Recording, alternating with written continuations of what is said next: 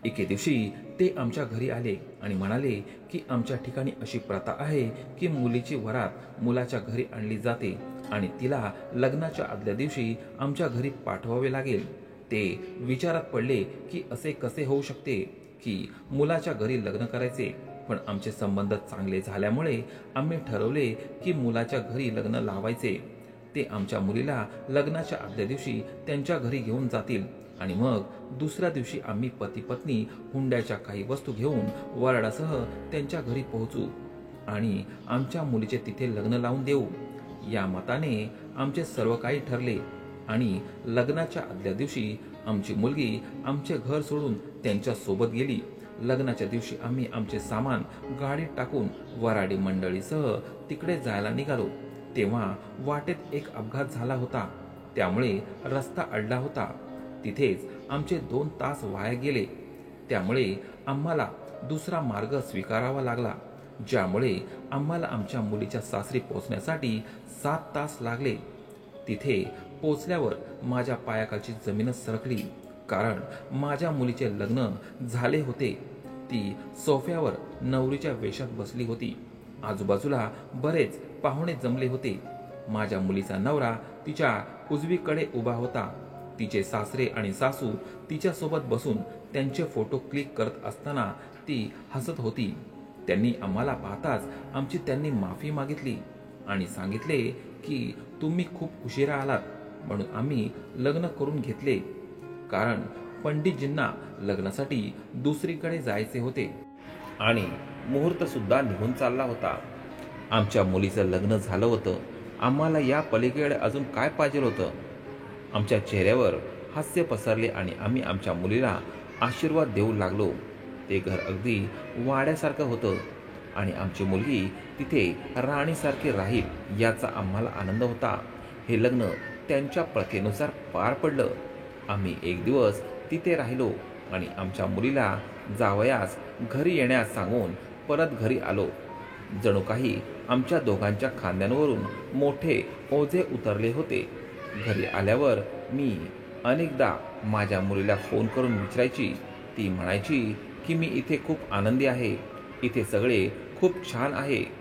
ते माझी खूप काळजी घेतात. माझ्यासमोर कोणीही कधी मोठ्याने बोलत नाही. ते मला खरे आई वडिलांसारखे प्रेम देतात आणि माझा नवराही खूप चांगला आहे. मी माझ्या मुलीकडून हे ऐकले तेव्हा माझे मन हलके व्हायचे. माझे पती त्यांच्या कामात व्यस्त झाले आणि मीही घरच्या कामात व्यस्त राहू लागली आणि आयुष्य असेच चालू राहिले. मी माझ्या मुलीला म्हणायचे की कधी कधी इकडे पण एकदा आम्हाला भेटायला येत जा. तर ती म्हणायची, आई त्यांचे नातेवाईक आम्हाला भेटायला येत असतात, तसेच जेवणासाठी दुसऱ्या नातेवाईकांकडेही जावे लागते, त्यामुळे आत्ताच येऊ शकत नाही. त्यामुळे मलाही गप्प राहावे लागायचे. त्यानंतर काही दिवसांनी मला चित्रविचित्र स्वप्ने पडू लागली. माझी मुलगी रडत आहे आणि ती एखाद्या मोठ्या संकटात आहे. मला कधी कधी असेही स्वप्न पडायचे की तिला सापाने चावले आहे. कधी कधी ती खोल विहिरीत पडलेली दिसायची. या स्वप्नाने मला अस्वस्थ केले होते.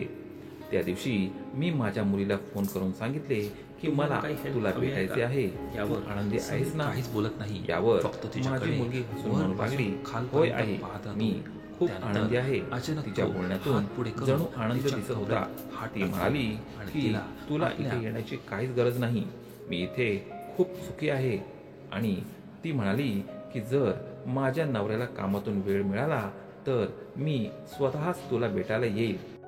त्यानंतर 4-5 महिने उलटली होती, पण ना मी माझ्या मुलीला भेटायला गेले ना माझी मुलगी आमच्या घरी आली. आता मला माझ्या मुलीची खूप आठवण येऊ लागली. एके दिवशी मी तिथेच बसून रडायला लागली, कारण माझ्या मुलीच्या आठवणीने माझे हृदय तुटत होते. मला अस्वस्थ पाहून माझे पतीही दुःखी झाले. ते म्हणाले की उद्याच आपण आपल्या मुलीला भेटण्यासाठी तिच्या घरी जाऊ. दुसऱ्या दिवशी सकाळीच आम्ही दोघे पती पत्नी बरीच फळे घेऊन आमच्या मुलीच्या घरी जायला निघालो. 4 तासांचा प्रवास करून आम्ही आमच्या मुलीच्या घराबाहेर पोचलो होतो. काही वेळाने मुलीच्या सासऱ्यांनी दरवाजा उघडला. आम्हाला बघून ते आनंदी होतील असा मी विचार करत होते, पण त्यांच्या चेहऱ्यावर एक विचित्र काळजी होती. त्यांच्या चेहऱ्याचा रंग उडाला होता. ते घाबरलेल्या चेहऱ्याने आमच्याकडे पाहू लागले. आम्ही घरात प्रवेश केला तेव्हा आमची मुलगी तिच्या खोलीत बसून आराम करत होती. मुलीने आमच्या पावलांचा आवाज ऐकून लगेच उठून आम्हाला मिठी मारली आणि आनंदाने रडू लागली. माझ्या डोळ्यातही अश्रू होते.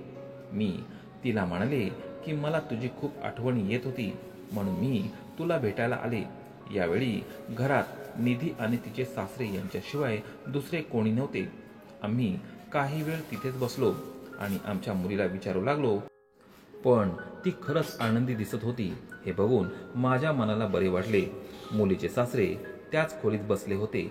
आम्हाला बसून खूप वेळ झाला, म्हणून मी माझ्या मुलीला विचारले की जावई कुठे आहेत, ते घरी अजून आले नाहीत का? मग मुलगी म्हणू लागली की तू असं काय बोलत आहेस आई, माझे पती तर इथे समोरच बसले आहेत. इतका वेळ तू कोणाशी बोलत होतीस? तेच तर माझे पती आहेत. हे ऐकून माझ्यावर आभाळच कोसळलं. माझ्यासमोर माझ्या मुलीचे सासरे बसले होते. मी माझ्या मुलीला विचारू लागले, निधी तू हे काय बोलत आहेस? तुझा नवरा इथे कुठे नाही, हे तर तुझे सासरे आहेत. माझी मुलगी लगेच घाबरून उभी राहिली. ती म्हणाली, नाही आई, आमच्या घरात दुसरे कोणीच राहत नाही. मी या घरात माझ्या घरातच राहते. माझे पती रागाने उभे राहिले आणि त्यांनी आपल्या मुलीच्या सासऱ्यांना विचारले, तुमचा मुलगा कुठे आहे? यावर 50 ते 55 वयोगटातील त्या व्यक्तीने आपला गळा साफ केला आणि म्हणाला, तुमची मुलगी निधी ही माझी पत्नी आहे. असे सांगताच आम्हा तिघांनाही काही समजले नाही. ही बातमी आमच्यासाठी खूप विचित्र होती. माझे पती पुढे आले आणि त्या व्यक्तीची कॉलर पकडली आणि म्हणाले, हा काय मूर्खपणा करताय, ही तुमची सून आहे. यावर ती व्यक्ती म्हणाली, खरं तर मला स्वतःचं घर उभं करायचं होतं. माझे कुटुंब असावे असे मला वाटत होते. माझ्याकडे भरपूर संपत्ती होती, पण तरीही मी एकटाच होतो. मी माझ्या सर्व बहीण आणि भावांचे लग्न केले होते. ते विदेशात जाऊन स्थायिक झाले. जेव्हा मी लग्न करण्याचा विचार केला तेव्हा कोणीही माझ्याशी लग्न करण्यास तयार नव्हते. माझे लग्नाचे वय निघून गेले होते, म्हणून मी माझे एका महिला नातेवाईकाला सांगितले की कसेही करून माझे लग्न करून द्या. तिने मला तुमच्या मुलीबद्दल सांगितल्यावर मी लग्नाला तयार झालो आणि तुमची मुलगी मला मनापासून आवडली. मला माहीत होते की तुम्ही तुमच्या मुलीचे लग्न माझ्याशी लावणार नाही, म्हणून मी तसा प्लॅन बनवला होता. आणि मग लग्नाच्या दिवशी सुद्धा तुम्ही येण्याआधीच मी हे लग्न केले होते, जेणेकरून तुम्हा लोकांना कळू नये की तुमच्या मुलीचे लग्न कोणाशी झाले आहे. माझ्या नवऱ्याने रागाच्या भरात त्या व्यक्तीला मारायला सुरुवात केली आणि निधी बाजूलाच उभी राहून रडत होती. त्या क्षणी आम्ही आमच्या मुलीला घरी घेऊन आलो. त्यानंतर निधीचा नवरा अनेक वेळा आला आणि माफी मागू लागला. तो निधीला म्हणाला, मला सांग, मी तुझ्याशी एकदाही मोठ्या आवाजात बोललो का? मी तुझ्यावर हात उचलला का? मी तुला कधीच मारहाण केली नाही. मला तुझी प्रत्येक इच्छा पूर्ण करायची होती. ती म्हणाली, हो आई, मी त्यांचा चेहरा कधी पाहिला नाही, कधी त्यांचे शरीर पण पाहिले नाही. त्यांचे वागणे आणि माझ्यावरचे प्रेम पाहून मी त्यांच्यावर प्रेम करू लागले. आमची मुलगी त्या व्यक्तीसोबत खुश होती आणि तो आमच्या मुलीची खूप काळजी घेत होता. हे सर्व ऐकून आम्ही आमच्या मुलीला त्या व्यक्तीसोबत पाठवायला तयार झालो. त्या व्यक्तीचे प्रेमात काहीच कमी नव्हती. तो आमच्या मुलीला खूप आनंदी ठेवत होता. काही दिवसांनी माझ्या मुलीनेही एका सुंदर मुलीला जन्म दिला. ती तिच्या पतीसोबत आनंदी होती. मग आम्ही कोण आहोत तिला तिच्या नवऱ्यापासून वेगळे करणारे? आम्हीही तिच्या आनंदात सुखावलो. पण खोटे आणि फसवगिरीचे हे लग्न विसरणे सोपे नव्हते.